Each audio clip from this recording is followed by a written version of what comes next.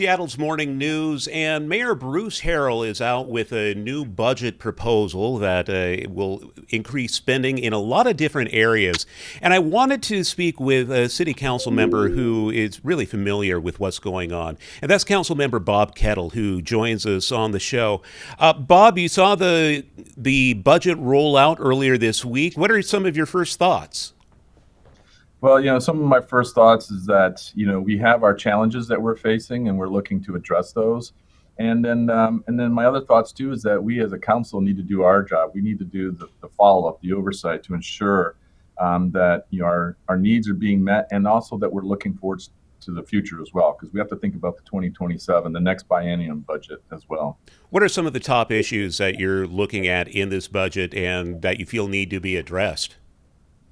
Well, number one is public safety. It's one of my three strategic priorities, but it's also part of the mayor's priorities of public safety, homeless, and affordability. And as chair of public safety, I work those issues. I've been working budget actually all year long. I do it in terms of direct conversations with the departments and the budget director, but also in committee meetings, to highlight the issues that we have to help inform what we're doing in budget. So public safety is number one, ensuring that we're bringing on the officers, but we're also doing the alternative response piece, and that was showing up in the mayor's proposal related to the 0.1% public safety sales tax. The care department, the fire, health 91, those pieces as well. Where are we in terms of public safety, in terms of hiring enough cops to be able to go out on the beat, and also those other factors you bring up? Are you satisfied with where we are in terms of having enough police on the Seattle Police Department?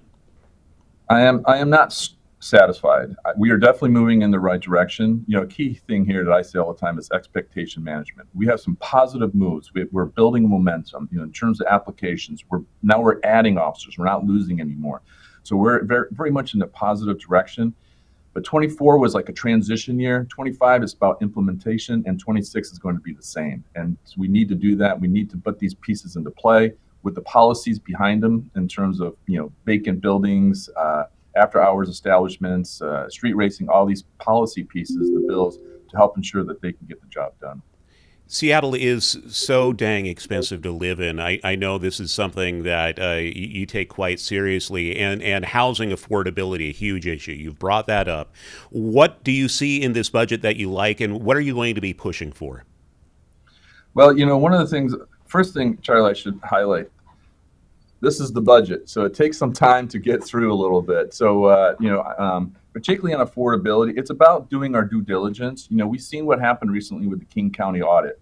We need to be getting into the numbers and ensuring that, we're good, because a challenge that we've had over the years, a decade plus, the dozen years that I've been looking at the council and city government generally, is that we put a lot of money in, but can we digest that money? And as you know from Econ 101, if you have too much money going after too few goods or too few services, that's inflationary. And so one of the things I've been pushing for is to have a Seattle housing plan similar to our transportation plan that puts OH through the paces, looking at the revenues that we got, and then the programs, whether it's permanent supportive, affordable housing at the various levels, and now social housing. Because we need to be smart in terms of allocating it and then ensuring that we can, as I like to say, digest the money. Because if we can't, that creates these inflationary pieces, which then cause other budget problems. And I think that's an important piece to what you're, kind of what you were talking about there with your question. Bob, I want to be clear-eyed about this as well, because Katie Wilson in the primary had a significant lead over Mayor Harrell. Should Katie Wilson become our city's next mayor, there seems to me there would be different financial priorities under her administration. Are you preparing for that possibility? Yeah, I'm well aware of that, but as you know, we're very similar to the other Washington. We have the power of the purse. We work the budget. I work the public safety pieces, and this goes for the city attorney's race too. We've been putting these policies in place, this legislation in place, and so we will definitely be looking out, for the cohort that we came in starting in January 24 to ensure that we are where we need to be on public safety. It's a big government. There's a lot of pieces involved, and so that's our North Star. That's my driving force. That has not changed, and it's not going to change with respect to who's mayor or on the other side in terms of public safety, city attorney. It's about looking at what needs to be done, continuing on the plan to execute it. And speaking of public safety, last question for you, Bob. I continue to hear from people who live near 12th and Jackson. I continue to hear people who live off Aurora in North Seattle. Continue to hear people in Belltown. They are all seriously concerned about what they view as lack of progress against crime in those neighborhoods. You know, we just had the shooting up near 12th and Jackson the other day. How does a budget and an investment in public safety address those concerns? See, this is part of the expectation management, and we have to be upfront. And yes, we are building momentum. Things are getting better generally across the city, but we do have our hot spots. You talk about Belltown. I know we just had a meeting, community meeting earlier this week with the chief of police and the mayor's chief of public safety, city attorney, the King County prosecuting attorney. We had pretty much everybody there. And so we are well aware of those challenges, and what it is about attacking those challenges and shrinking those challenges that we have, and engaging with the community to ensure that they know what we're doing. So it's like I said, that transition or 24 and now 25 and 26. So we're like the West Precinct has brought in a second bike team, and they're on their toes now working against the drug dealers, those vultures that are preying on those that are suffering and in need. And so we're bringing these pieces into play. The real-time crime center, the technology pieces, the CCTV, that's making a difference. It's made a difference already on Aurora.